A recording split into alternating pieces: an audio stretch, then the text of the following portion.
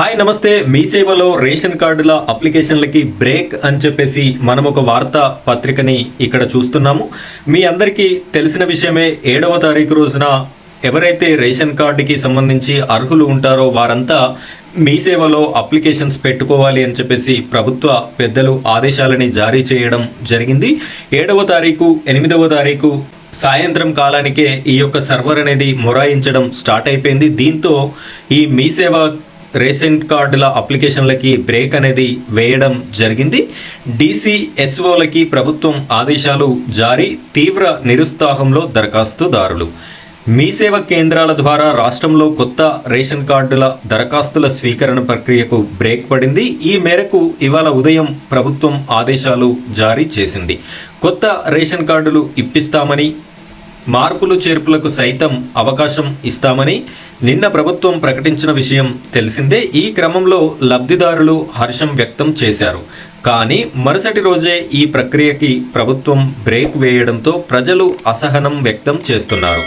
ప్రజాపాలన, ప్రజావాణి అప్లికేషన్ల డేటా ఎంట్రీపై వివరణాత్మక సూచనలు త్వరలో జారీ చేస్తామని, అందరూ DCSOలు అప్లికేషన్ల స్వీకరణ నిలిచిపోయినట్లు కింది స్థాయి సిబ్బందికి తెలపాలని వాట్సాప్ మెసేజ్లు అందాయి. అయితే అప్లికేషన్ల ప్రక్రియ నిలిచిపోయిందని తెలియని కొందరు ఇవాళ ఉదయమే మీ సేవా కేంద్రాలకి క్యూ కట్టారు. సైట్ ఓపెన్ కాకపోవడంతో నిరుత్సాహంతో వెనుదిరిగారు.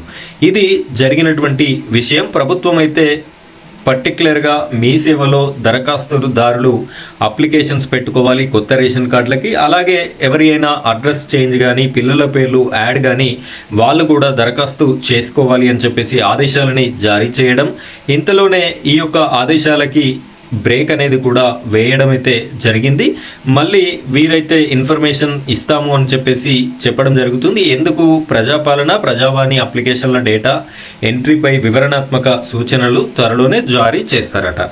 ఇది విషయం. తెలంగాణ రాష్ట్ర ప్రభుత్వం ఏం చేస్తున్నారో, ఎందుకు చేస్తున్నారో వాళ్ళకే క్లారిటీ లేనటువంటి విషయం అయితే ఇక్కడ కనిపిస్తుంది. వాళ్ళ అనాలోచిత నిర్ణయాల వల్ల ప్రజలు ఇబ్బంది పడేటటువంటి అవకాశం ఉంది.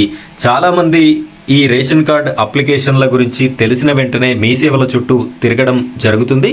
కాబట్టి ఈ వీడియో ప్రతి ఒక్కరికి షేర్ అయ్యే విధంగా లైక్ చేయండి, షేర్ చేయండి. వారు ఈ వీడియో చూసినట్టయితే మీ సేవ దగ్గరికి వెళ్ళి అక్కడ టైం అనేది వేస్ట్ చేసుకోకుండా ఉంటారు. కాబట్టి ప్రతి ఒక్కరు కూడా షేర్ చేస్తారని మనస్ఫూర్తిగా కోరుకుంటున్నాను. మళ్ళీ రేషన్ కార్డ్కి సంబంధించి ఎలాంటి ఇన్ఫర్మేషన్ ఉన్నా కూడా నేను మీకు మన ఛానల్లో ఉన్నది ఉన్నట్టుగా అందించడం అయితే జరుగుతుంది.